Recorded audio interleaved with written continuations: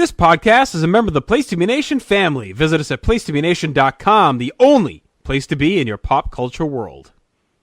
Yeah, Frank here, he's got his own billiard room. Yes, it's the, billiard room. Come on already. We call it the place to be. Yes, the place to be. The place to be. Then I shall be there. Now, it's time. Live and in living color. The Grandy Man can. Ugh. Time to play the game! No, you left me satisfied and smiling. So. That's what she said.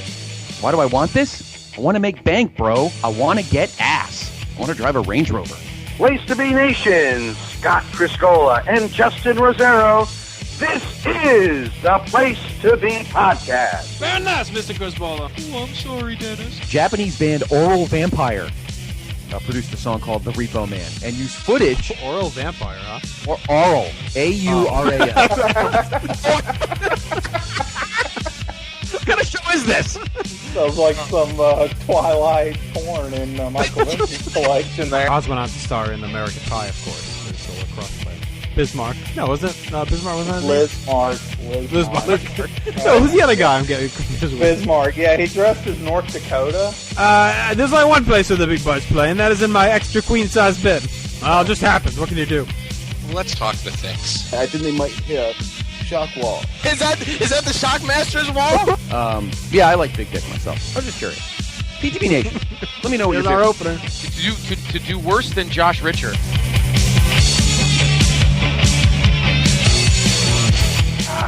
All right, I thank you very much, Vince McMahon. I've got to pose some of the questions to you, Ultimate Warrior, that Vince just discussed with the World Wrestling Federation champion, Hulk Hogan.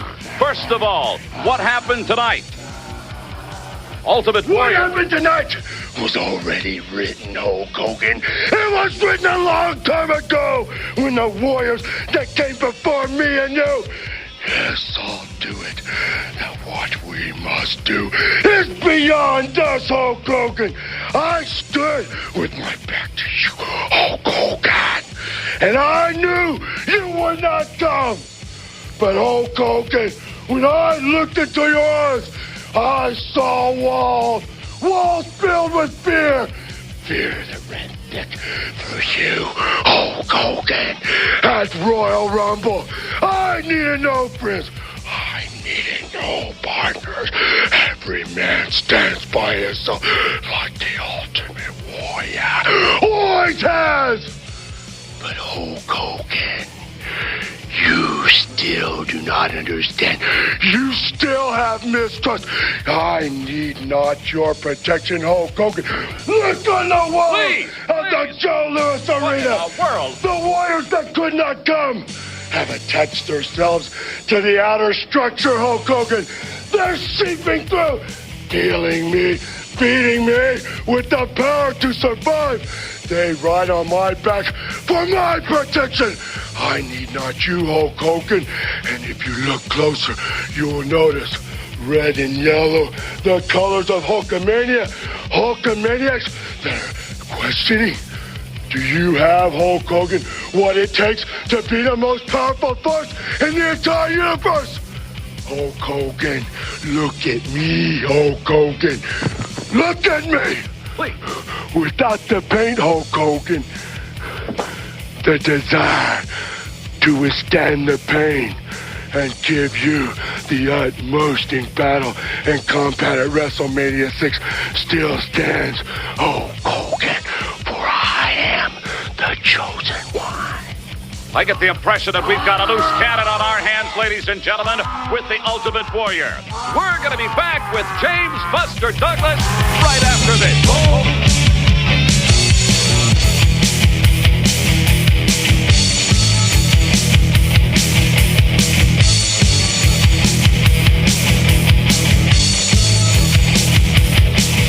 All right, Place to Be Nation, welcome back to another great episode of the one and only Place to Be Podcast. I am your co-host, Justin Rosero, coming at you live here on this Monday evening. And a little bit of mix-up on the schedule here due to some real-life events that went down in the world of wrestling last week. We'll get to that in a moment. First, though, let me bring in my PIC, Mr. Scott Criscola. Scott, how you doing? Good evening, JR. Good evening, Place to Be Nation. Welcome to episode 305 of the Place to Be podcast. And yes, originally we were going to open up the a big silver box called the Vintage Vault. We were going to do Backlash 2002. No, we were supposed to do the draft. Oh, that's right. I thought we were doing the draft on Wednesday. You're right. We were doing the draft tonight. Backlash was Wednesday. That's right. Or next week. That's right. We're supposed to do the draft tonight. But as JR mentioned, real life events have taken precedence. Little trivia for you, JR, and I don't know if I asked you this in episode 300, but do you remember the episode number of our eulogy podcast of the Macho Man Randy Savage? The number? Yes. 38. Very, very good. 32. Okay, I knew it was in the 30s. Close. May 24th, 2011, we posted that one. And we were hoping we would never have to do, obviously, evolution of life is what it is, but tonight, of course, we switched things up because a week ago tomorrow, we lost, look, wrestlers have passed away, but for some reason this one seems very different because it's so high profile. Of course, last Tuesday night, legally, his name was just Warrior. Yes. But we all know who he is, of course. He was Jim Hellwig, a.k.a. The Ultimate Warrior. And he passed away last Tuesday night in Phoenix at the age of 54. And it was announced, or it was not announced, it was released today on, I know it was on Lords of Pain. I'm pretty sure the guys at Wrestle Chat had it too. Yeah, I think it was everywhere. It was a cardiovascular disease. He died of a heart attack. Yeah. And it was surreal. It was shocking. Very. Yeah. I do want to divert for a second here, Scott. And I guess we'll start off with a little levity before we get into the celebrating the man's career. So, sure. I wanted to just tell a little story I think you and the nation would enjoy. So I went to this event over the weekend for Providence College. Yes, very hoity-toity. Yes, very hoity-toity. You look good. Nice suit. So John O'Hurley, do you know who he is? I do know who he is. He is he was the MC of the auction. He was the auctioneer, and because he's a Providence grad. Mm-hmm. And he, of course, was Jay Peterman in Seinfeld, was on Dancing with the Stars, was on Family Feud, and doing Broadway now. So, my wife was working all day, so I pretty much had the run of the day, had my spa day. And my buddy Kevin from work, his wife works with my wife at PC. So he came down, and we went and grabbed a beer and had a couple apps. And in the gigantic sports bar, Scott, Champions. You need to see this place. There's a million TVs. There's like a 90-inch TV on the fucking wall. Were you like Copley Plaza, like that area? Or? Yeah. This hotel was right in Copley Plaza. So this was the Champions was the bar in the hotel, but it's a gigantic sports bar. Excellent. So we go have a drink. So then we're heading up. It's probably 5:05, and the thing started at 6. So we're going up to get changed. And we ride in the elevator, and John O'Hurley's on the elevator with his wife, some golf clubs, so we're going up. I was like, oh, cool. So we get out, say goodbye. We go get ready. We both get dressed, get our ties on, get our jackets on, get back. Wait, now there's only 4 elevators that come to our floor, and they're all kind of slow. But it's still very weird timing, Scott. Then when we get back on the elevator, there's John O'Hurley in his tux. So, right? So we see him coming up, and by the magic of some grace of timing, we see him coming back down. So as we're on the elevator, it's stopping at every floor, right? So I make a little joke and kind of try and crack him up a bit. So we're going down, and the last stop before his floor was like the 27th floor. And these girls get on, probably in their mid-20s, and one had a gym bag, a big gym bag. So we get in, and I'm trying to go through my mind what I want to say, like to break the ice, right? It's a kind of a tense ride. It's a packed car. And I was going to say, has anyone here ever seen Seinfeld? Like, as a joke to, obviously he's in Seinfeld, he's seen Seinfeld. I was trying to think of something along those lines to say. And I'm like, well, he has his notes in his hand. He's kind of reading them over. I'm like, I'm not going to bust him up, before. Right. So we stop on the 4th floor, and he's getting off, and Kevin and I were going down to the lobby to go to the ATM. So we stop at the 4th floor. He goes to get off the elevator, and his foot gets caught in the gym bag of the girl, and he goes flying out of the elevator, like a full-on stumble, like completely loses his balance, and he's like trying to catch his feet under him, and he goes like stumbling, flying out of the elevator. And I'm dying. We're dying in the elevator. Because I'm picturing the people on the outside, what they would have noticed, like seen with this guy. Jay Peterman comes flying out of the elevator, and like he somehow keeps his balance, but he's like stumbling, when you're stumbling forward. And but he didn't fall. So the girl's mortified, right? So I'm like, you killed Peterman. And I don't think they understood what I said. So Kevin goes, do you know who that was? And they're like, no, who? He's like, have you ever seen Seinfeld? That's Jay Peterman. They're like, oh my God. They were mortified. So I'm dying. Kevin and I got and I'm just laughing my ass off because it's the last thing you expect is Jay Peterman to go flying off your elevator. And so we go back up. The night's great. Met Coach Cooley. He gave a great speech. And at the end of the night, Peterman was over there kind of taking pictures and shaking hands. So I go up to him. And I'm like, oh, I just wanted to make sure you're okay. I was on the elevator with you. He was like, oh, it's not the darndest thing. I almost, you saw my dance moves. Like, he took it well. He was like kind of laughing it off. And so it was great. His wife took a picture of me and him, which is on Facebook. And I was very thrilled because I set him up. And Mr. Greenhouse and the rest of the Seinfeld crew at Place to Be Nation will appreciate this one. So I said, Mr. O'Hurley, I said, do you prefer Myanmar or Burma? And he looks at me in his Jay Peterman voice, Scott Criscolo, and says, it'll always be Myanmar to me. And I popped big time. Like, it made my night that he did the line in the Peterman voice. He got the line backwards. In the show, he says it'll always be Burma to me. But I don't know if he was doing it on purpose or, whatever. It was a long night. I wasn't going to complain. But it was fantastic that he got the joke, he did the voice, and it completely made my night. So not only did I almost see him fly off the elevator and fall to his peril, I also got the Seinfeld quote over with him. So nice. It was a good night for me and my Seinfeld glory. And excellent. Because I get to the reception, and Megan comes up to me and she's like, oh, Hurley was late, and we didn't get to prep him. I go, well, you're lucky he made it. I said he almost died. I'm like, I don't blame him for being late. He probably had to go compose himself in the bathroom after flying out of the elevator. But that's funny. Vision has been etched in my brain now for the last 3 days, and I just keep laughing randomly, just picturing him going flying out of the elevator. That is so funny. So there you go. I just wanted to start off with that little anecdote for you. Yes. You also got to meet or spend a little time with one of yours and mine, and many's favorite college basketball coach, the great Ed Cooley. Yes. He gave an awesome speech, very inspirational. He got a standing ovation, as you would expect. Of course. Loud Let's Go Friars chant, and he said at the end he's never leaving, Scott, so we'll see. Well, said he will never leave. Father Shanley and the rest of the crew. Let's hope they agree with it over the next few years. Yeah, they made it big steps this year. Big steps. Very big steps. So anyway, I wanted to get that out there. And yes, Scott, it was 1 week ago. We were sitting here recording. We were doing our WrestleMania 30 weekend in review, and the Ultimate Warrior was on. He was on Raw. Yes, he was. Yep. Came out. Yep. He put on the mask and he shook the ropes. Overcoat. And everything seemed hunky dory. Warrior's back in the fold, and it was kind of cool, Yeah. Then Tuesday night, we were chatting. All of us were chatting on Facebook. I was watching TV. I was about to wrap up the night. It was about 11:15 or so. Yeah, it was late. Yeah, and I see a tweet or I see a Facebook. Someone posted on like a wrestling Facebook message board and said, Triple H just tweeted that Ultimate Warrior died. It must be a hoax or like hacked. So I go to Twitter quick and I search Ultimate Warrior, and I must have saw it like right as it was breaking, pretty much, because I saw the tweets come flooding in. And before I could even hope that it was a hoax, like all the major news sites were in on it, like TMZ, Dave Meltzer, Keller, Al, like they were all tweeting it. I'm like, oh god, this isn't good. If like they're already saying it, I don't think Meltzer would be reporting it. If he thought it could be, he probably would have called it out as a hoax. So I'm like, he knows something.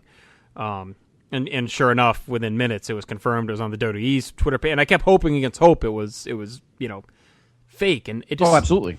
I messaged you guys, and I texted our buddy Jim, who was just in shock, and I could not believe it because it's like, what? He was just on like less than 24 hours ago. We just saw him all weekend. Like the timing of everything was unbelievable. I can't think of a more. I mean, there've been big surprising wrestlers that have passed on, like Eddie Guerrero. Right. We weren't really expecting at the time, and of course the Chris Benoit thing was mind blowing. Brian Pillman. There's been some that have really caught us off guard, but I mean, this was just mind numbing to me. I'm like, he literally was just on TV. Yeah. And it's not like he was a regular, and it was like he was a regular performer that was on, right? Like a guy that, if whatever, knock on wood, Ryback or whatever, it's like, oh, he was just on TV. Well, of course, he's on TV every week. I mean, Ultimate Warrior hadn't been on wrestling TV in 15 years, and he finally comes back home. He does the Hall of Fame Mania Raw, then dies the next day. It's fucking crazy. Yeah, Cole had said it was his first Raw since June. You say like July. Or what, June 28th, 1996? Somebody, he lost to Vader in his last match, I remember. Right. It was taped after. They announced he was gone, and then they aired the match. Vader beat him. And it was right after King of the Ring 96. So, yeah, he hadn't been on in that long, and he had been on Nitro and WCW in 98. But so since 98, he hadn't been anywhere other than, a couple of indie shots he did in that one pay-per-view match against Orlando Jordan that Jim ordered. He paid like $30 for or whatever for one match. Oh yeah. But, it was crazy. It was really mind blowing to me, and all the speculation immediately. Did he off himself? Did he kind of snap and go? Did he come home and then say I did all this and I've had it? Did he overdose? And I kind of ruled that out internally right away. Just the way he looked at his family and talked about his family, and he seemed very at peace with himself. He didn't seem like someone that was going to go kill himself the next day. But you never know. I mean, we've seen weirder things. The next thing that entered my mind, and I'm not sure if it crossed yours as well, was, did he have a terminal illness that everyone, Vince and those guys knew about, and that's why they brought him back? And, he had some kind of cancer and was pretty much on his last legs and last days. But then I was like, wow, that's really weird timing if that's the case. Yeah, how could they have timed it so well? And, and so then I just settled on, well, it was just weird fucking timing. Had to been. Weird timing. And, news has come out since, and, you were kind of onto this early on saying, maybe he knew a little bit that he was not doing well, and the time has kind of come out, word has come out that, no, he hadn't been doing great lately. And he had always feared about dying young. His father and grandfather both had heart issues around the same age as he did. And, many believed he did this comeback to try and set up his family financially to make sure they were good to go. So that's why he came back and made sure he made amends now and got them locked into this deal, which was good. And it sounds like Vince and company are honoring that, taking care of him. And, they send officials down to Phoenix to help with the funeral plans and everything. Right. And they're doing a tribute Raw here tonight, and they took it very, very seriously. And they said, Vince was really shaken up over the whole thing about him passing. So it is. I mean, it was a stark reminder of mortality. I'll tell you that much. Tuesday night, I ended up staying up till 1, pretty much reading all different tweets and everything else. I could not fall asleep, and I barely got any sleep Wednesday night. By Tuesday night, by Wednesday night, I was just exhausted. And right. we did our show here, and I was on on fumes. And what do we do? We did WrestleMania 18, right? I don't know how that we did. I was so fucking tired. I know we were, and it was not a short. Which, by the way, episode 304. Please listen if you haven't. It is good. We're not short selling it, but yeah, we both were definitely on fumes. I mean, the weekend. I had a busy day Saturday, as did you, and then obviously Mania Sunday. We were pretty gassed at that point. So, yep. But yeah, I was late too. I was checking the tweets, and but I was on Facebook and I was all over the place, and people were texting me. That's one thing I love about it. It's funny that you and I have become everybody's like true source. Like the people that live next door to me who are good friends with the doctor and his wife. There, runs a Girl Scout troop, so she knows me and everything.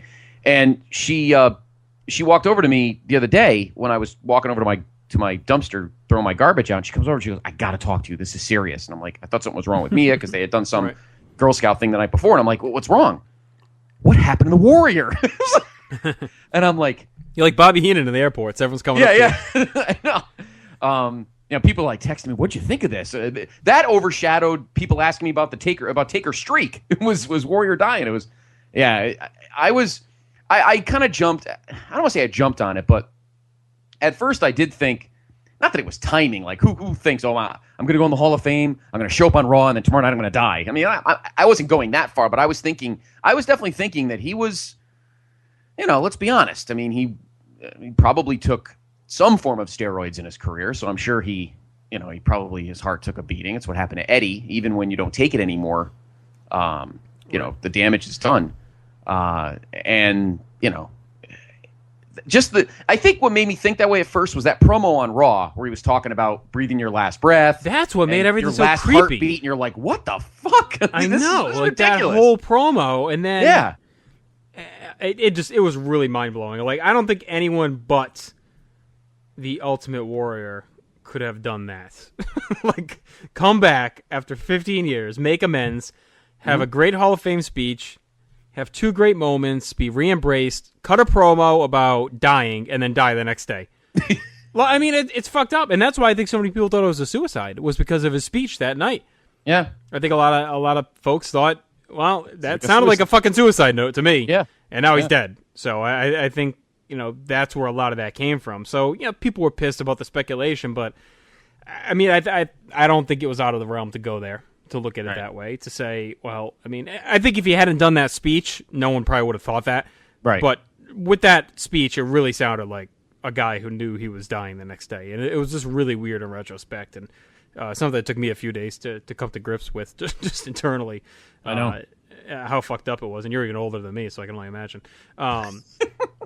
But this, and I've seen some people ask, well, they're doing a Warrior tribute on Raw. For Savage, they only did a slate and a video. But, I think there's a big difference. I think one is that, Savage wasn't with the company at the time when he passed. Warrior had just come back. It would look pretty crass. I also think if they had done a Savage tribute night on Raw, it would have. I think they actually would have gotten blasted for it, because I think it would have come across as very opportunistic and like a money grab, because he had not been on, and all of a sudden they're going to cash in on a Raw with him.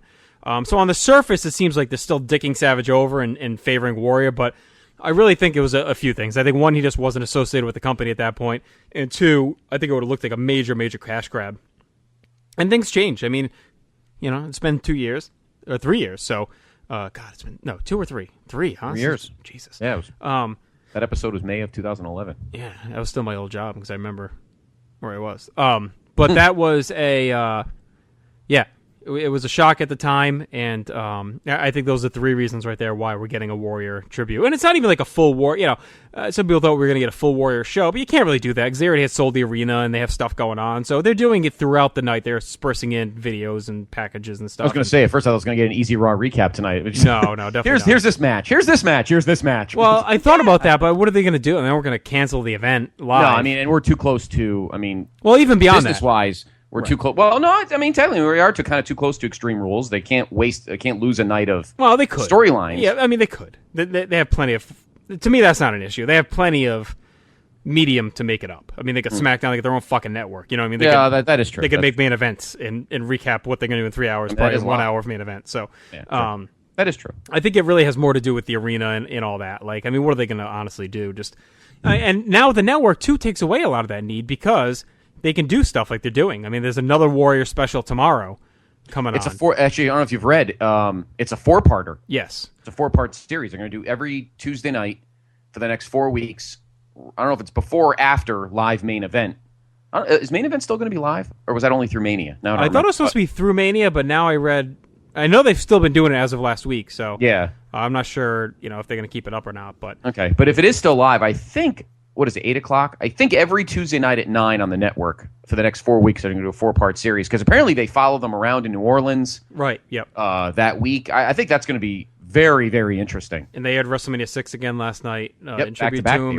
And that's one of the great things about the network.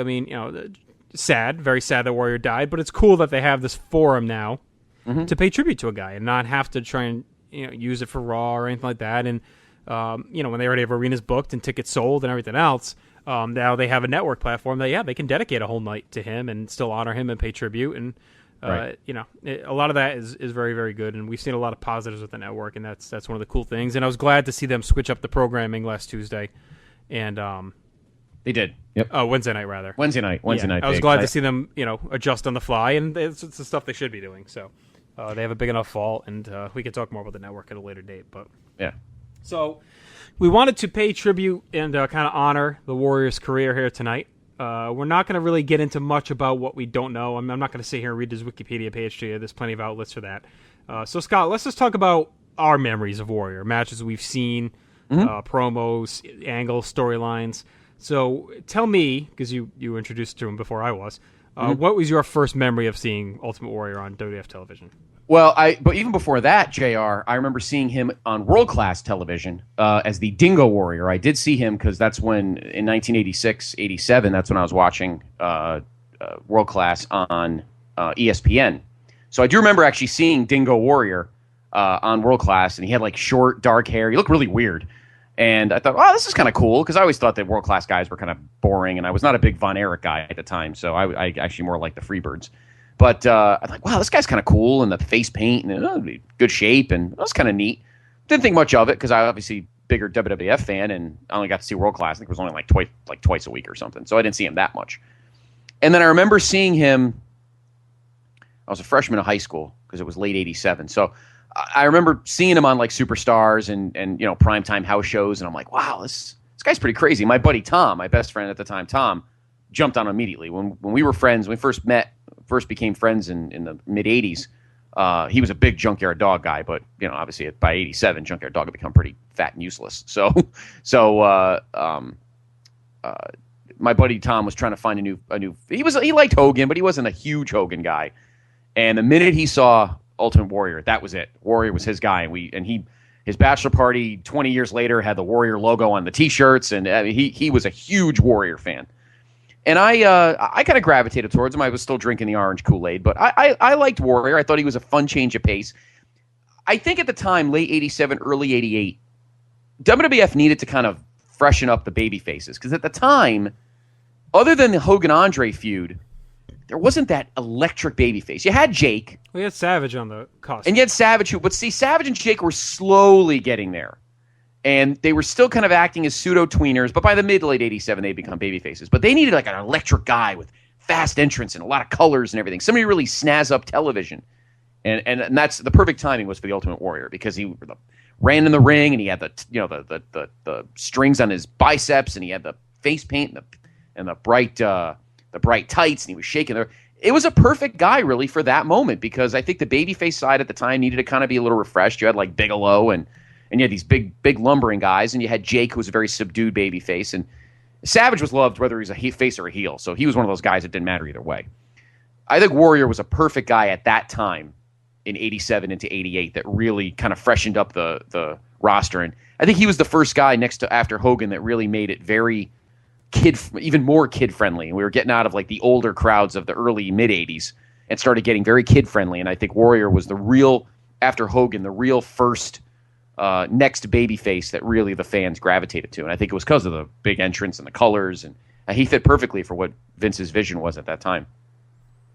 Yeah, I started watching it very late '89, early '90. Mm-hmm. Wasn't really paying attention too much around the Rumble time, so I didn't see that. But my first real memory of him is I watched the main event in February '90, which he fought Bravo, right? And Earthquake came out, and Hogan made the save. Was that show? The Buster Douglas night. Let me confirm. All right, if you can look that up. So that was my first real memory of him.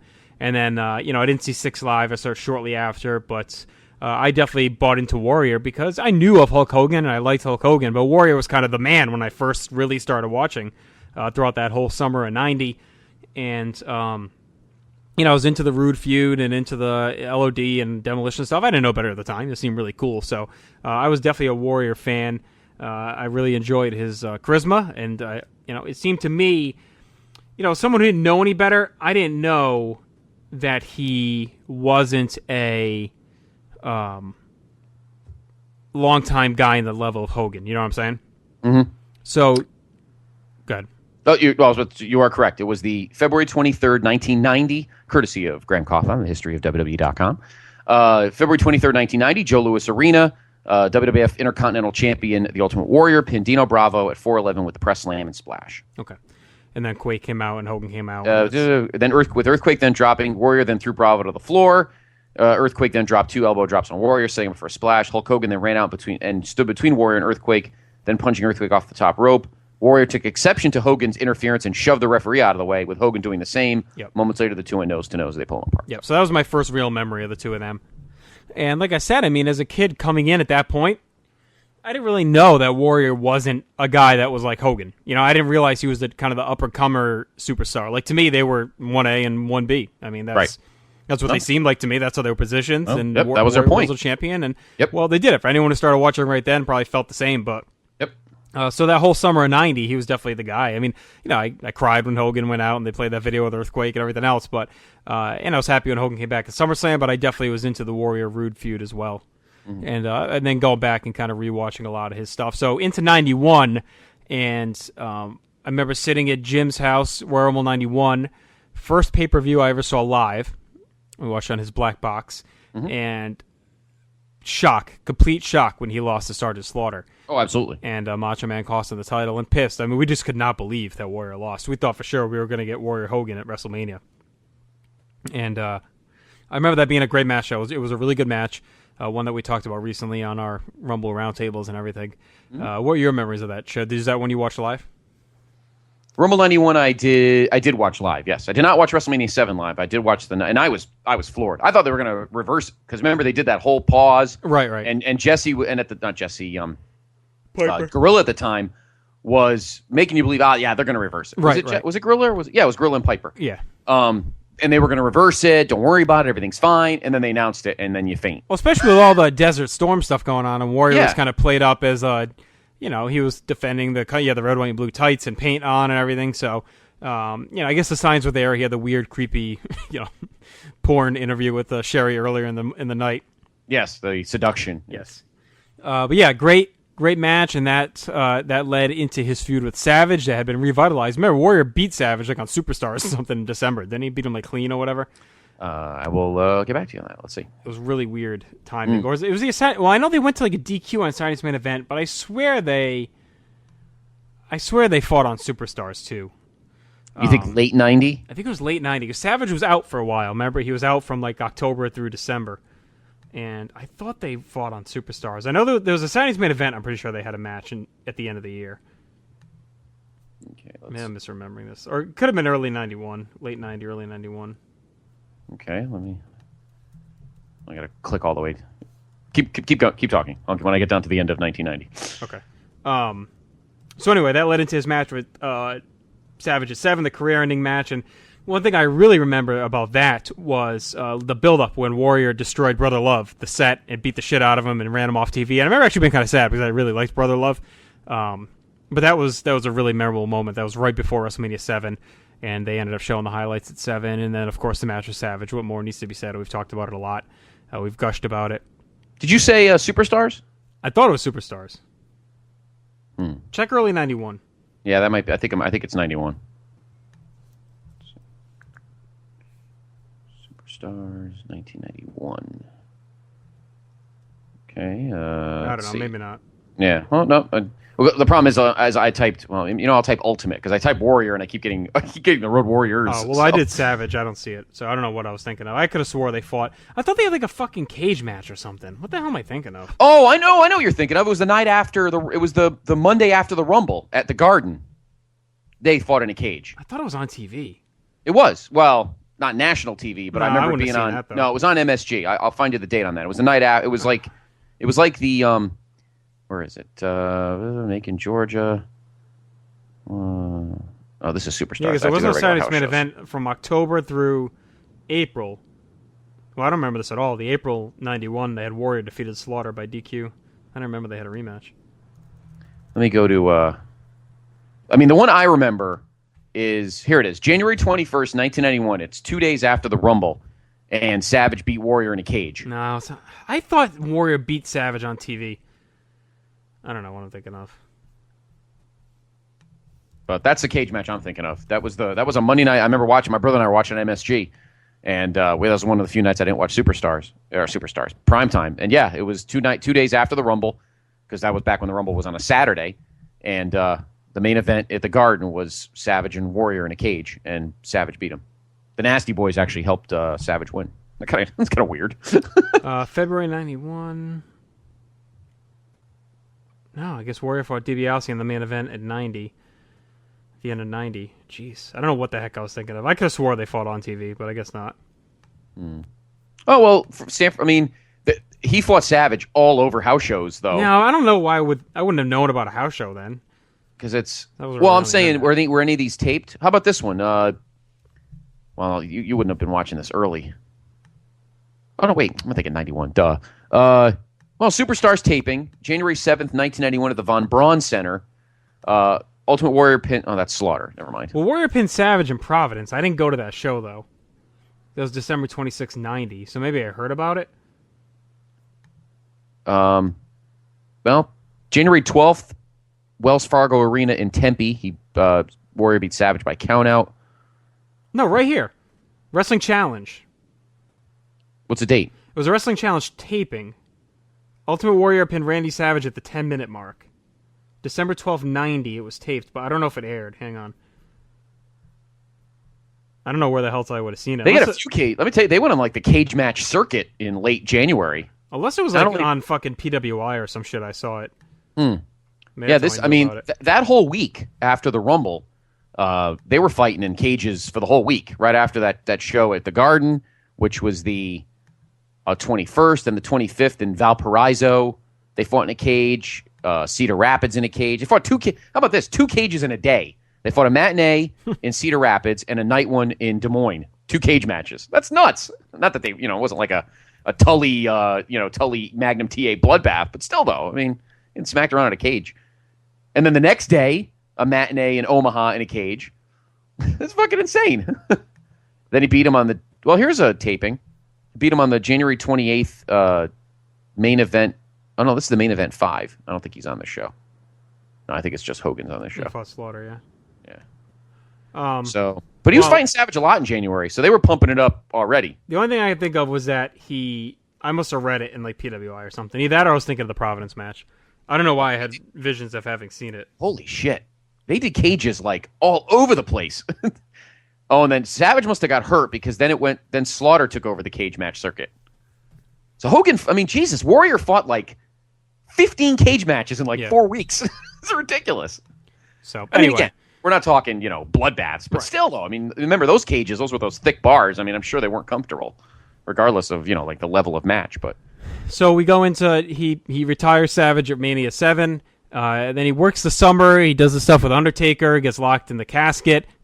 Do you have any memories of that? I was pretty tormented as a kid. Oh, I was crazy. Oh, that was nuts. The casket. Oh yeah, when he's in the casket and the whole thing's ripped, and then he's fighting in the he's in that the snake thing, the cobra, whatever that pit or whatever that thing was, that weird glass, that cavern or whatever. Right. That was kind of crazy. That was nuts. I was kind of bummed because I like Jake, but my brother actually was telling me, he's like, you know what, give him time. Because my brother actually, he had a buddy who had like one of those big satellite dishes, like the front yard ones. So, the ones that were massive. So he used to go over his house and watch Georgia Championship Wrestling. So he remembers Jake as a heel further back than I remember. Mm-hmm. And he's like, oh no, you'll love this heel turn. And I'm like, I like Warrior. I don't like this. I like Jake. I like both of them. But I remember when he bugged, my buddy was so upset when Warrior, and we're not going to get into the politics of that. There's no need for that tonight. That story's been told a million times. But I remember very upset when Warrior left, my buddy, because he wasn't the biggest Hogan guy. And well, I was really shocked because I remember thinking, well, why did he retire Savage? Why not just leave if he wanted to leave? Like that was my Mark think, well, why did he ruin Savage's life? Why didn't he just leave if he wanted to go?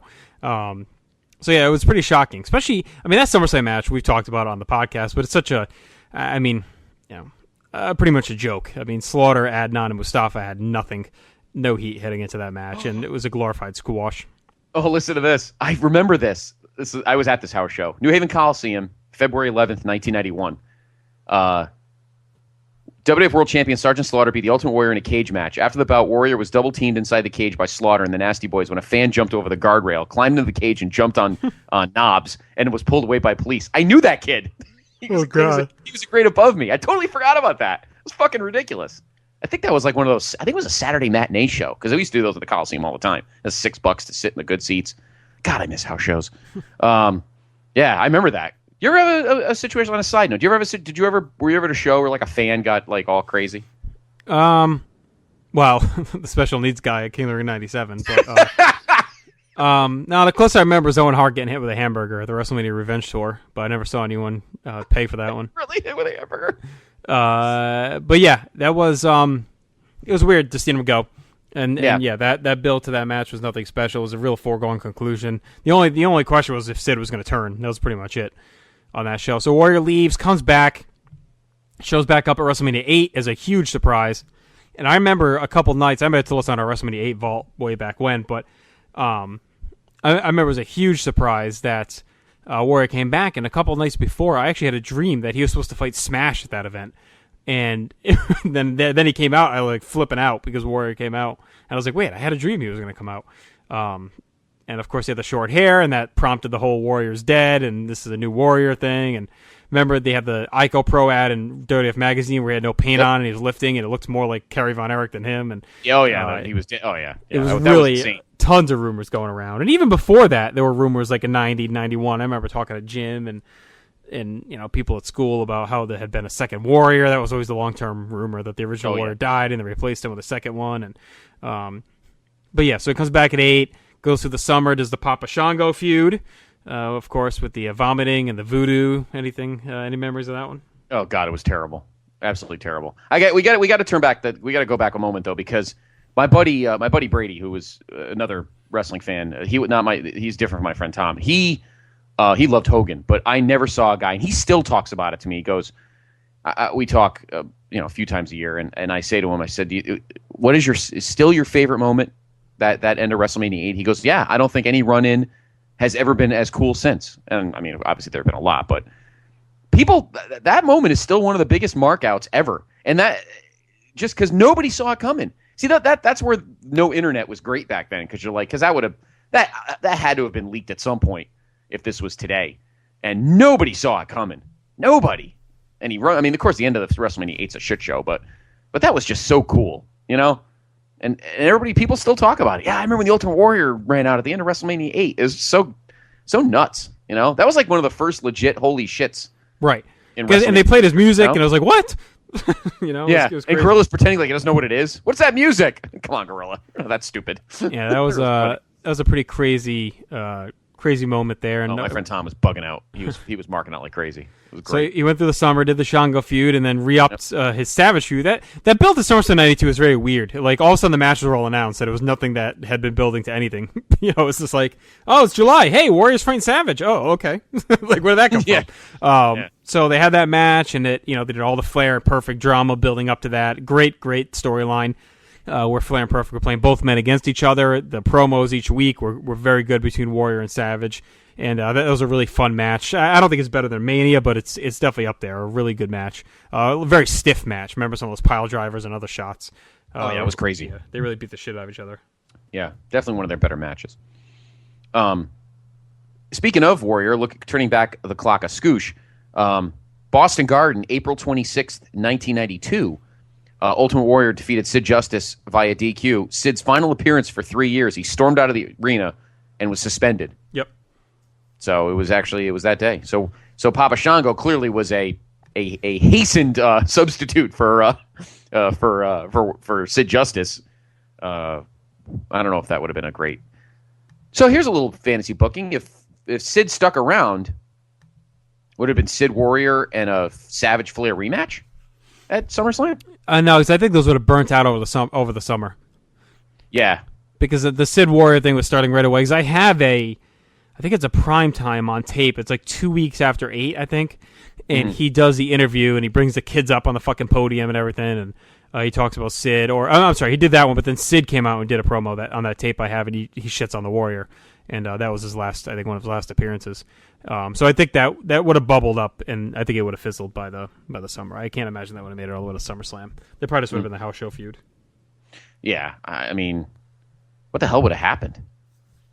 I don't know. I don't know what would have happened then. I don't know what SummerSlam. Maybe they still would have done Savage Warrior. And then of course at that match, JR, there was always rumors that the original plan was for Savage to turn heel and win the title at SummerSlam. Be in cahoots with Flair and Perfect, and I don't know if that would have worked. Could you see a heel Warrior? I don't know. No, maybe eventually. Well, I think he could have done it. It depended on how crazy they went with it. Like, if he was still running and doing the ropes and all that, no. But if they had him do a ponytail and be reserved, it's like maybe. I think they were a little too ahead of the curve in 92 with that. Like, a few years later. Like, if you did that like 96 into 97, they could have maybe pulled it off. Yeah. But 92 would have been kind of weird to see him do it. But I think that's how they would have had to do it. Is like you put his hair in a ponytail, no paint, and he comes out with flair as like a businessman all of a sudden, Maybe it's a short-term thing. Maybe he does it for a few months and then snaps and goes back to Warrior, and they do him and Flair at 9 or something. They could have done that. Interesting. So him and Savage then team up. They feuded with the Nasty Boys a little bit, and then Money Inc., and they were supposed to fight Warrior and Flair and Razor at Survivor Series, and Warrior goes AWOL again the week before Survivor Series, disappears, and pretty much vanished from the scene from then. I think he did a couple of indie things and whatnot, but he was pretty much, I think, out of the limelight for 4 years. I mean, pretty much forgotten for 3.5 years. Do you remember hearing much about him during that stretch? I know that he opened up the wrestling school, the Warrior University. It says here that he wrestled in Massachusetts for Kowalski. I don't remember any of that. Oh, against Hercules. Imagine that match in December 92. Oh, God. In 1983, he played the role of the swordsman in the action movie Firepower. Do not remember that. And we'll get to the WCW stuff in a minute. Yeah. Of course, we should get back to why he left. He ended up walking. They said he was released. It's been disputed reasons, but in that book that came out, The Sex, Lies, and Headlocks, Chemist nailed Warrior for steroid use in September. He was able to successfully persuade McMahon, who was under federal scrutiny at the time, to release him from the company. So, that's when a lot of the big guys left. Warlord and Bulldog, all the guys that allegedly got the shipments of steroids to their house and everything. Right. Were booted. So, in March 95, WCW brings out the Renegade. Remember, they teased that Warrior and Savage were going to have the ultimate weapon, and it was obviously teased very heavily to be the Warrior. And then you get the knockoff and the Renegade, who basically had the same exact look and music, and was supposed to be Warrior Light. I remember reading in PWI about his return in July 95 to fight Honky in Vegas. I do remember reading about that in the rags. Still completely out of the, pretty much off the mainstream radar. And then I remember in January 96, I was watching Raw, and Raw starts, and Vince is running down the show and goes, "And what about the Ultimate Warrior?" And I was like, "What?" I called Jim, of course, no texting or anything. So I called Jim immediately. I'm like, "Did Vince just say the Ultimate Warrior? What the fuck is going on?" And sure enough, they would announce that Warrior was coming back at WrestleMania, and they did weeks and weeks and weeks of vignettes. And of course, why don't you tell us about what happened at WrestleMania 12, Scott, when he made his return? Thanks. At WrestleMania 12, he made his big return to the World Wrestling Federation in his little singlet. And of course, somebody had to be the useless heel sacrificial lamb for a big win. So in came nothing mid-card heel Hunter Hearst Helmsley, and Warrior beat him in 43 seconds or something like that. At the time he wasn't I wasn't as my liking for Triple H was not as strong at this point. But I kind of felt bad for him, poor bastard. Had to take a beating. But you didn't think that Warrior could have been in a bigger, high-profile thing. I don't know. Seemed like here's this. I'm sure he wasn't coming cheap, and Vince was not making a lot of money. Oh no, definitely not. That was if you remember even the Todd Pettengill at the Slammies when he did that song in the beginning. The whole line was something about Warrior, and he goes, "And how much did it cost McMahon?" Remember that? That was the line. Yeah, yes. So I doubt it was cheap. I think you're right. I think they were looking hard for a name guy. And they needed someone. But I remember just being really excited to see him back. And if you remember the rumors even pushed on commentary, Jerry Lawler kept saying, "I heard he's bald and 400 pounds," and all this stuff. And then he came back out looking just like the Warrior of old. Squashed Hunter Hearst Helmsley. Came back out and talked about his big return. And then had the feud with Goldust, where they did the creepy stuff, and he said shit and ass. Remember that? It was out of nowhere. Warrior on Raw swearing was so surreal at the time. It was so weird. He's like, "I don't give a shit," me kicking your ass from beginning to end. He had the ball cap on. It was just so weird. And Goldust did he tried doing the Greco-Roman knuckle lock, and Warrior twisted his hands and said that, and I don't give a shit. Whatever you're into, I don't give a shit. I got a movie for you, me kicking your ass from beginning to end. And so that feud went from there. They had that awful debacle at In Your House 7, Good Friends, Better Enemies. It was terrible. Goldust could have wrestled because of his knee, and Warrior ended up beating up his bodyguard, the Future Balls Mahoney. A nothing match there. Not much going on other than that up until King of the Ring. He lost in the qualifiers. Him and Vader got a double count out. I'm sorry, him and Goldust got a double count out. And giving Vader a bye to the semis. Warrior defeated Jerry Lawler, King of the Ring, in another weird match. And that was the feud, I think, too, where the baseball cap is the most remembered. Because Lawler had done a painting of Warrior and then smashed it over Warrior's head, but he wanted to wear the baseball hat because he didn't want to get glass in his head or whatever. Yeah, he had that weird baseball cap on. And it was during this whole stretch where he really was getting into the Destru City and the Warrior University. Remember, they had all the promos on the TV, and that was part of his deal to come back, that Vince had to push the university. Push the school, right. And Destru City and all that crap. So yeah. And then Warrior's final show on the July 8th Raw is when he defeated Owen by DQ because Vader and Bulldog interfered. But he had already been terminated because he missed house shows. Allegedly, it's because he was grieving the death of his father, but Vince claimed Warrior had not seen his father in 10 years and didn't even care for him, so he didn't take his excuse at face value. Warrior disputed that, and that led to their dismissal once again. Warrior was replaced by Sid in Your House International Incident and was gone again. This time, now, as much as we love Warrior, that did lead to the incredibly awesome. Yeah, Psycho Sid. Yeah, but yeah, it was sad. It was like anytime this guy came back and we got excited again, then he was gone. Yeah, so I was like, oh, back, gone again. Of course, then you had the WCW. But Scott, why don't we take a break? Yep. We'll come back. We'll do the back end of his career and then wrap things up. Okay. Because promotional consideration paid for by the following.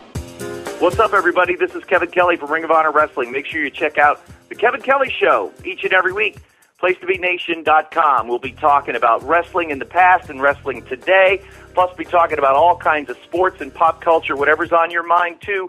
We'll answer your questions each and every week. The Kevin Kelly Show, right here. PlaceToBeNation.com. What's that? Chad, do you hate it when commercials run and run? What do you mean, Parv? Oh, never mind. Listen to Where the Big Boys Play on PlaceToBeNation.com and find us on iTunes. We are the only WCW Supercard exclusive podcast. Hey, this is Rob Naylor. Do you still enjoy pro wrestling? Believe it or not, I still do. So you better join myself and Will on the Google Wrestling Podcast exclusively at PlaceToBeNation.com. Shit, I wasn't ready. Hey, this is Will. If you like listening and... Shit. Hey, this is Will. If you like listening to guys talk about old school wrestling, follow me and Charles on Wrestling with the Past podcast on Place to Be Nation. So you got the script, yeah? You all got it? Yeah. Yeah. Oh, that sounds terrible. The Titans of Wrestling... Oh, brilliant. Sorry. The Titans of Wrestling are... Pete, I'm a lead analyst for the show. I break down matches. Kelly, lead historian. I'm a jobber lover. Are you? Johnny and I drink. And yes, me, Parv. We watch old school wrestling and love it. Titans of Wrestling. You know you want to hear it. What's going on? This is the Godfather, Nate Milton, with an offer you cannot refuse.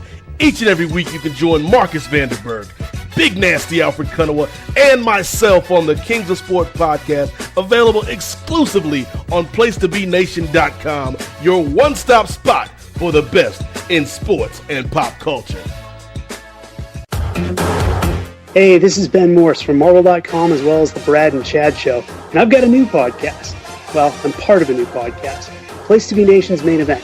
Hosted by Scott Criscolo every other week, it's a roundtable discussion with myself, Andrew Reich, Steve Willie, Jordan Duncan, and an assortment of special guests as we talk wrestling today, the big questions, and our feelings.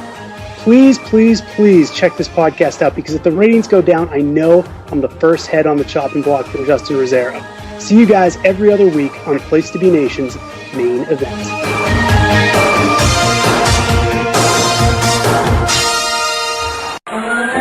I'm Scott Criscolo, and your new home for sports is Place to Be Nation's Extra Point.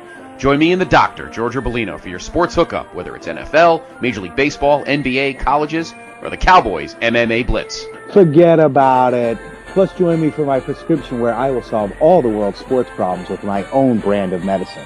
That's Place to Be Nation's Extra Point, here on PlaceToBeNation.com.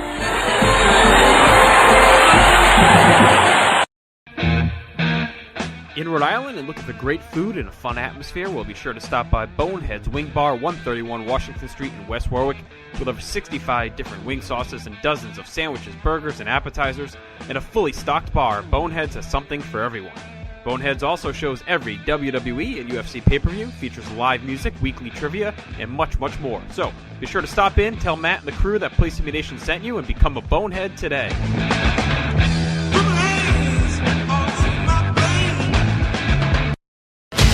Looking for new wrestling, sports, and pop culture voices? Head over to PlaceToBeNation.com, the only place to be in your pop culture world. We have an extremely talented staff that covers comics, video games, and all facets of entertainment. Our sports coverage spans all the major professional and collegiate sports, including MMA. Our fresh takes on professional wrestling are some of the best on the internet. Don't forget to check out our fantastic podcasts as well, including the voice of Ring of Honor, Kevin Kelly, exclusively at PlaceToBeNation.com, the only place to be in your pop culture world. Also, be sure to check out our friends at thehistoryofwwe.com, ProWrestlingOnly.com, Scott Keith blog at rspwfaq.net, and piledriverwrestling.net.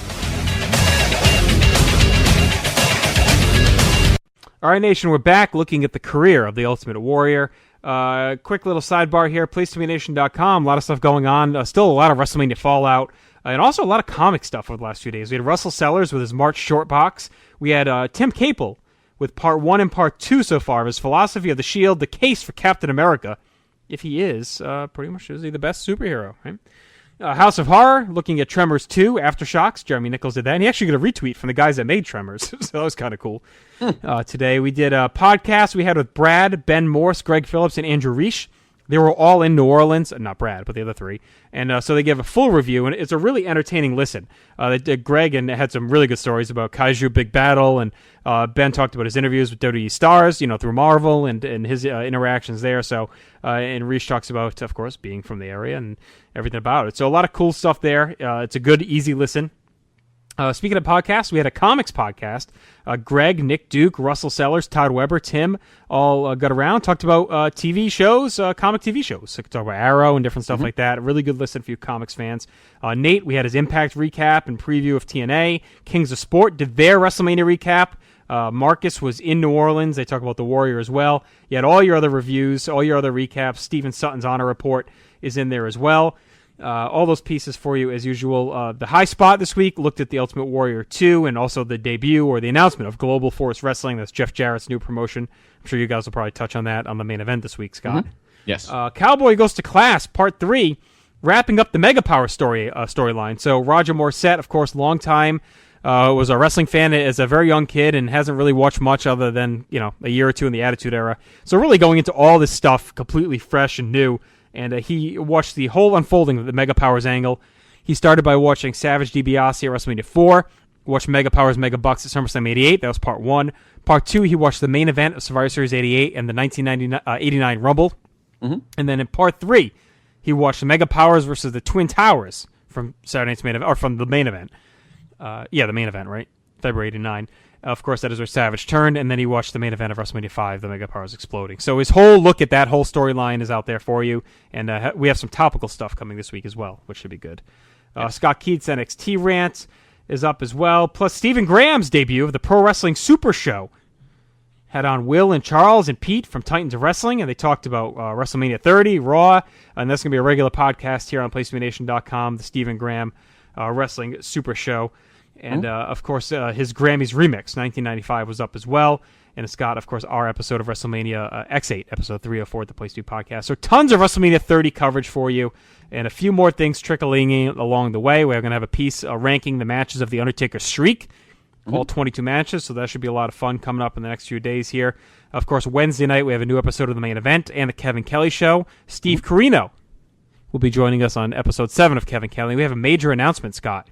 PlaceToBeNation.com, something big coming. So we'll announce that on the Kevin Show Wednesday night. And, of course, who do we got in the main event this week? The Core 4?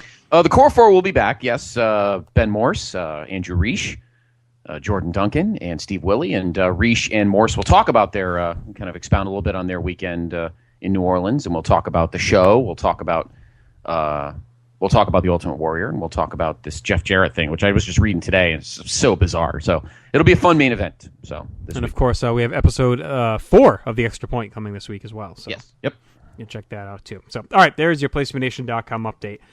So diving back into the Warrior's career, we last left off. Of course, he had left the WWF in 1996, kind of disappeared for a while, signed back up in WCW in 1998. They gave him some creative control, and he formed a storyline where he made his own stable against a New World Order called One Warrior Nation, OWN.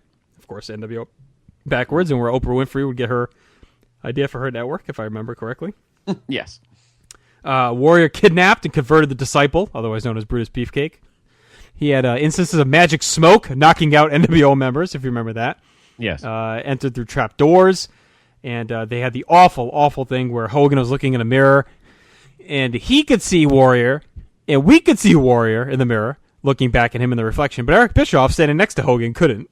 So it was very stupid, of course, yes, that we could see Warrior. I mean, they should have done it the other way around, right? They should have done it like British Bulldog and the Warlord in RSV, exactly. So we...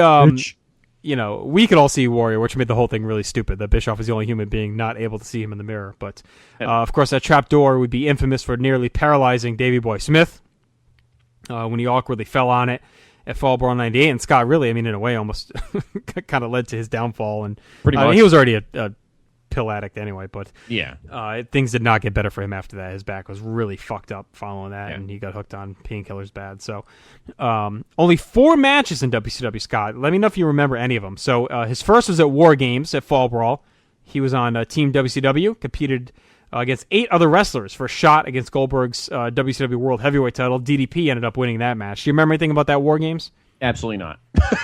I don't either. I didn't even know he was in a War Games match. Right. So it was him. It was 3 teams of 3. So it was Team WCW was DDP, Piper, and Warrior. Team NWO Hollywood was Hogan, Brett, and Stevie Ray. And Team Wolfpack was Kevin Nash, Sting, and Lex Luger. So actually a pretty star-studded match. Yeah, it was pretty loaded. Stevie Ray, 8 of the 9 were pretty big names. Went about 20 minutes, and Page got the win, pinned Stevie Ray to earn that match at Halloween Havoc. So Warrior did not win that match. The next night, he faced Jim the Anvil Neidhart on Nitro. Kind of an odd match there. Later on Nitro, he teamed with Sting to defeat Hogan and Bret Hart by DQ. He had very little participation, tagged in for a short exchange with Hart.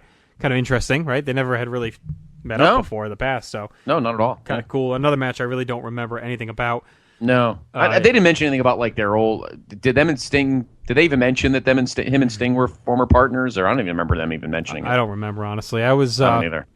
It was a weird time for me in WCW because I was just starting college, and I was still getting into the whole, trying to find time to watch Raw, first 2 months of college and not knowing if it's okay to watch it and everything else. So luckily wrestling was hot and it was okay. But so I can't say I paid a ton of attention to Nitro at this point, so I'm not sure how in-depth they went with Warrior and Sting's relationship. But, of course, his last match was his match at Halloween Havoc with Hulk Hogan. Eric Bischoff considered it to be one of the worst pay-per-view main events of ever. It was absolutely terrible. Timing was awful. We had the awful arm injury Warrior had got at War Games, really slowed things down. Hogan tried to do a fireball and it backfired, and he had all kinds of issues. In his son's face. The fire went up in his own face. And Horace came out and hit Warrior in the back, and Hogan got his win back from WrestleMania 6, which is, of course, the most important part in the world to him. Yes. WCW claimed there were attempts made to save the storyline, but Warrior claimed the only reason he was ever there was so Hogan get his win back, and it's hard to deny that, I'm sure. Made his last appearance on November 9th, rescued the Disciple during an attack from the NWO, and he ended up retiring later that year. So a very forgettable WCW. Well, forgettable on one hand in that it went nowhere, but memorable on the other that we got this real wrestle crap shit show of 2 months. What a disaster. I will say this. When he first showed up and had the confrontation with Hogan was pretty cool. It was wild. The smoke came out, and you never really thought you'd see it again. These two back at it, and you kind of get lost in the moment thinking, oh, wow, if they recreate their Ultimate Challenge and everything. And then it just was swiftly downhill from there with the smoke and the trap doors and the mirror tricks and everything else. But... And then Havoc's just terrible. And it went long, and the pay-per-view, remember some of the dish companies ended up cutting off the main event because that match went long. Well, that's what happened. They didn't extend the window because that match went longer than expected, and the DDP Goldberg title match went to bars. Right. So a mess. Yeah. A mess all around. Terrible. So Warrior retired at that point. We didn't hear from him again for 10 years. He popped up in the news and, of course, had some of his infamous rants and ravings on the internet and at different speaking things, and we're not going to he got throttled at UConn. Yeah, we won't get into all that. No. So then his only match was in 2008. He fought Orlando Jordan in Barcelona, Spain. Warrior won the match and new Wrestling Evolution heavyweight title, but then immediately vacated and retired again. That is a match that Jim ordered. That was 2008. Christ, that was 6 years ago. That seems like just yesterday. Jim was telling me he ordered this pay-per-view match. I watched it on the internet, and the thing crashed. Well, they sold it. It was an internet-only pay-per-view, and it was like this one match. It was like $30 or something, and Wrestling Revolution. I don't even Evolution. I remember he ordered it, and he said it was like the match wasn't that great. Like it was cool for him because he's such a Warrior mark, and seeing him do all the stuff, but probably a waste, a big waste of $30. But let me see if I can find what the details on the pay-per-view were. Well, you're doing that. Right here. Ultimate Warrior. I'm sorry. I found it right away.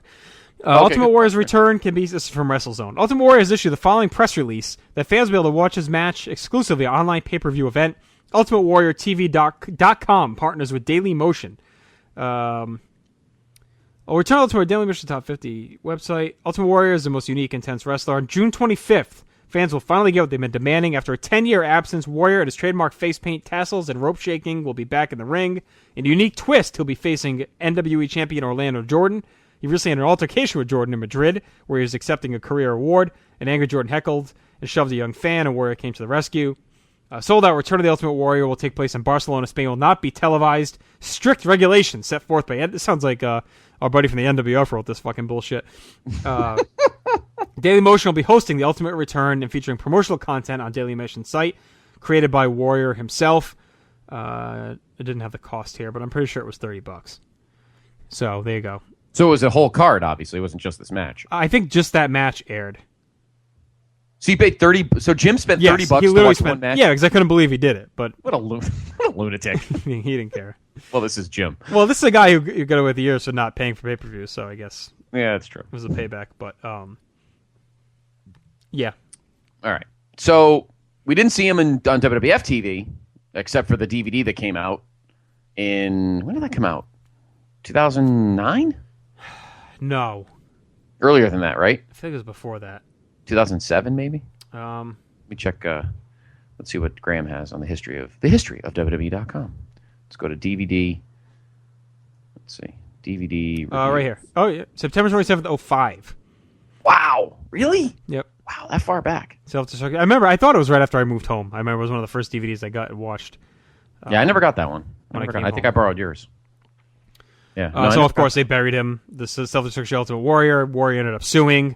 Said that they were basically making money off of him, and they ended up liable and all that other stuff because you had guys just shitting on him completely on this DVD, and it was harsh. It was a real bad cut up job. Yeah, they were pretty mean. We'll get to 05 at some point, probably in our vaults, but that was a very mean spirited time, late 05. Like that's when they thought they had to get back to being like Attitude and Nasty. They went back to USA, and I thought they had to get back to the whole, being shitheads because that's when Vince did the JR stuff with the Dr. Heine, and yeah. And then this. So this seemed like a very angry time. Like I feel like they were that way for like most of the summer into the fall, and then Eddie died, and then they changed. They went back to not being assholes anymore. they were real douchebags in late 05. Yeah, they were real. That's when the UFC stuff was starting, and they tried to get Mike Goldberg, and UFC was against them, and all that shit. It was just a weird time. That's right, because then Taboo Tuesday 05 is when Joey debuted. That's right. I forgot about that when they were going for Mike Goldberg. Yeah. All right, so. He July 15th of last year, he was featured in the 2K14 game trailer, and revealed he was in the roster as a pre-order bonus. So at that time, JR, a lot of us were like, "Wow, you need permission for that." Right. Interesting. Well, and rumors started coming out that Triple H was recruiting him, mm-hmm. And it wasn't really a surprise when it was announced that he would be inducted to the Hall of Fame. And Scott, I'll read his speech right here. So he went in the Hall of Fame. The speech was great, of course. We covered a lot of this last week, so we don't need to go into it again. But here's his speech from Raw. No WWE talent becomes a legend on their own. Every man's heart one day beats its final beat. His lungs breathe their final breath.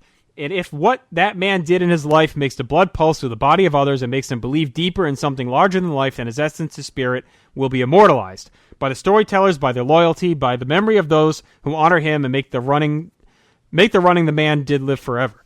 You are the legend makers of the Ultimate Warrior. In the back, I see many potential legends, some of them with warrior spirits, and you will do the same for them. You will decide if they live with the passion and intensity.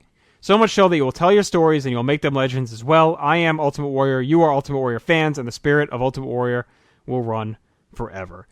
And then he died less than a day later. Really fucked up. Yeah. Of course, he'd been married for just about 15 years. Mm-hmm. Had 2 daughters. Just shocking at the time. But Scott, let's go back. We've covered our memories of his career and a shorter career, but a very memorable one.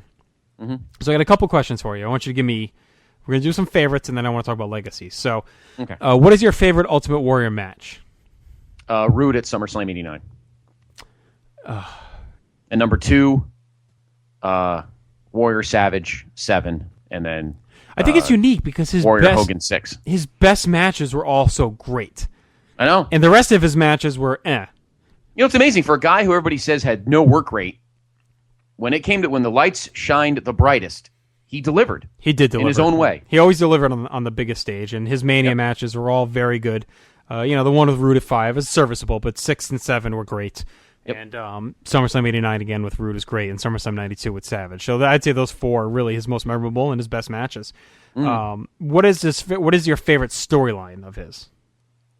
I have to say the Rude and the IC title, and I mean Haku was involved. And I remember one of the most memorable things I ever watched was when the Superstars the weekend before, when Andre kind of when Hogan had I think Warrior had just beaten Haku, and Warrior was kind of backing up through the entranceway or whatever, and Andre just comes out of the darkness, fucking just grabs him, he's choking out the Warrior, headbutting him, and all that was awesome. I think that whole build from 5 to SummerSlam 89 might be and my even favorite through Survivor Series, because they still feuded with Heenan and everything with Andre the Heenan family, all the Jordan Duncan matches and everything else. Yes, and the whole thing with Piper and all that.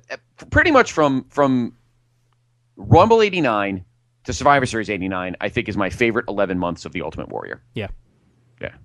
I mean, the feud with Hogan was nice, but it was only 7 weeks. Well, I'd say my other favorite one's probably the Jake stuff, even though we didn't get the blow off. Oh, the Jake stuff was Summer '91 was a lot of fun with the Taker and Jake and all that. So that'd probably be my other favorite storyline. So legacy wise, is he up there? I mean, obviously he's not on the Mount Rushmore because he just wasn't around long enough. But when we talk about guys, mainstream names, guys we know, guys non-fans know, like, where does his legacy and his name recognition rank for you on that level? Like you have Hogan, you have Andre the Giant, you have Macho. Is he in that group? Yes. I'll tell you why. Jake the Snake, $1 Million Man. I mean, he's in that grouping, right? Yeah. If you ask any fan now, not fans like us at Place to Be Nation, not junkies, but fans who watched when they were kids and probably haven't watched since. You ask them, who are your favorite guys, or who are the guys you remember watching and liking when you were a kid, or when you watched it in the 80s, the Federation years. The Ultimate Warrior is always one of the first 5 names that come up. If that is the case, you are a legacy. Hogan always is first, obviously. But I think the names, even a little more than Andre, sadly, because by the time the real people were watching, when the Federation era really kicked in 80, 89, Andre was not on as much, even though he was, but if you ask any guy, any fan, guy or girl, I mean, like I said, my next door neighbor has been a fan as long as I have. If you ask somebody who was watching as a kid during the Federation years, who were the wrestlers, the superstars you remember the most and enjoyed watching the most? Oh, ultimately, no pun intended, the first name is always Hogan, and that's fine. It should be. One of the next 4 is always Warrior. He's memorable. Right. He's a guy you'll never. He's a character and a superstar you never forget. And that's why his gimmick was great. Like I said earlier, the bright face paint, the poofy hair, the tassels, the physique, the insane promos, the freaky promos, the tasseled boots, all that stuff is memorable. But so when anybody names like fire off names of guys they remember when they were a kid during the Federation years, Hogan's always number 1, unless you're my brother, and then it's usually somebody like DiBiase or a heel. Actually, in my opinion, one of the first 2 names that always come up are either Hogan, or if you're a Hogan hater, usually Savage, because most Hogan haters were Savage fans. After that, Warrior always comes up within the next 2 or 3 names, and to me, that's not a Mount Rushmore thing, but that's just that's a guy who will always be remembered during that Federation era window, because he is one of the more memorable characters ever. He's unforgettable. And obviously what happened was very sad.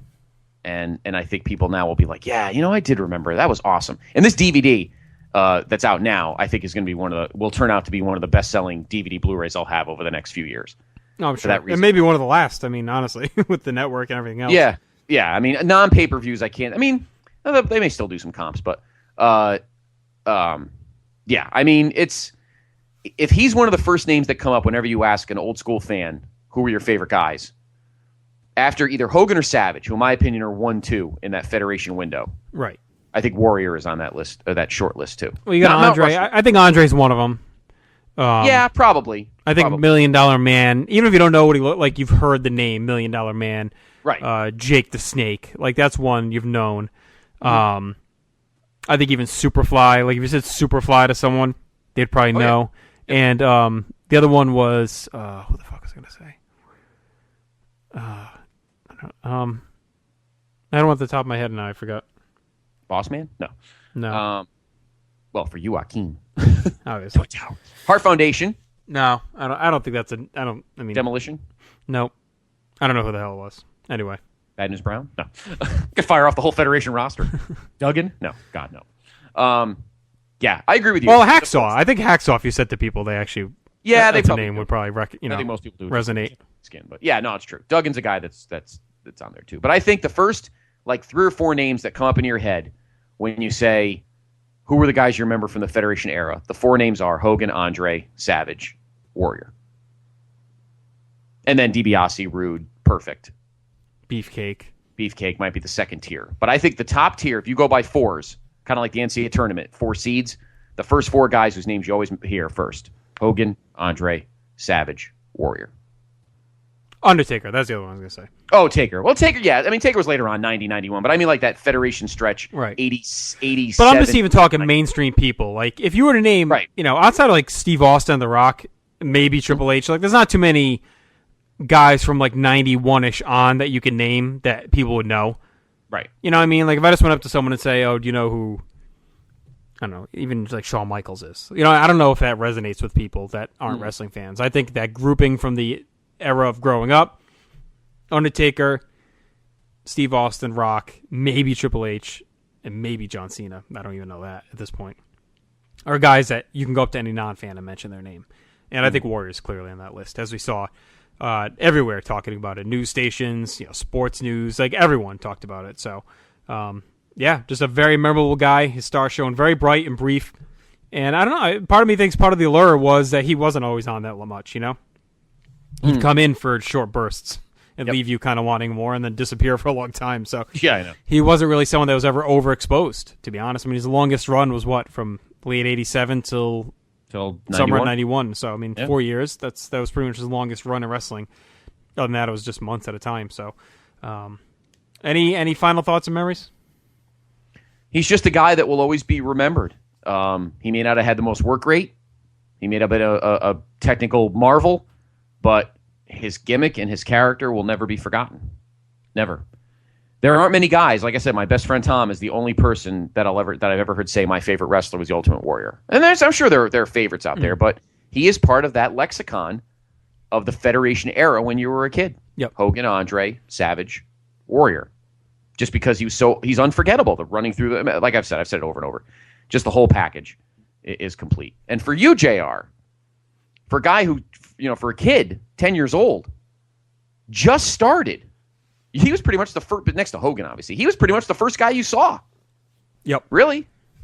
Yeah, right? He was up there. Well, yeah, one of the first. I mean, Beefcake was another guy I kind of knew off the bat. But yeah, Warrior was one of the first guys I was aware of. Yeah. I think a lot of people feel that way about him. And I think, only the diehards remember the shitty 98 WCW, people like you and me. And right. No one's going to know that. No one, the people that watch as kids don't remember him ever, even in 96 in WWF. So, no, he's unforgettable. Is he the Mount Rushmore? Is he the Flair? No, not at all. But he's definitely a guy that will always go down as one of the most unforgettable characters of the Well, you look at it this way. Era. Would wrestling have been different without him? Yes. Yeah. So, to me, that's how you tell. If you got a guy that you can say no, probably not. Well, storylines may have changed, but would the world of wrestling had been different if he had not come around? I would say yes. Mm-hmm. I think so. Well, I think it's a material change if he doesn't. Would 67,000 people gone to the Sky Dome to watch Hogan and Zeus? Maybe, but probably not. Good God. So, all right, Scott. I think we've hopefully done well here, paying tribute to the career of the Ultimate Warrior. Mm-hmm. The late Ultimate Warrior. Very sad couple days last week, and sure it'll be sad again this week when we start seeing the funeral pictures and all that stuff leak out. Ugh, but I know. All right, so we'll be back Wednesday separately. You're going to have episode 7, like we mentioned, the main event, and episode 7 of the Kevin Kelly Show with Steve Carino with a major announcement coming there. Can't wait. So tune in that to hear that. We'll be on next Monday. We're going to be doing the draft episode finally, and we're going to review that March 25th 02 draft, as well as do our own. We're going to redraft how that should have went. So that should be a lot of fun. That was Steven Sutton's idea. And then next Wednesday, Scott, we're going to do our all-time pay-per-view cards back at it for July and August. Okay. So, no, wait, have we done May and June yet? No. I have this wrong here. We're going to do May and June. Yeah, I noticed that earlier too, and I thought it was a typo too. But yeah, so that means Judgment Days and King of the Rings and Bad Bloods and all that. Sort that mess out. So and then the Monday after will be Backlash 02, and then of course KK main event that week after. So there's the next few weeks here on the Nation Place to Be Podcast. So thank you as always for your support. PlaceToBeNation.com. Click through Amazon. If you're looking to buy some stuff, you can hit our link first and go on to Amazon and make your purchase. You can get us at Twitter, place2BNation, and on Facebook.com/place2BNation as well. So for Scott, I'm Justin. We'll talk to you Wednesday night, main event, Kevin Kelly Show. Until then, take care.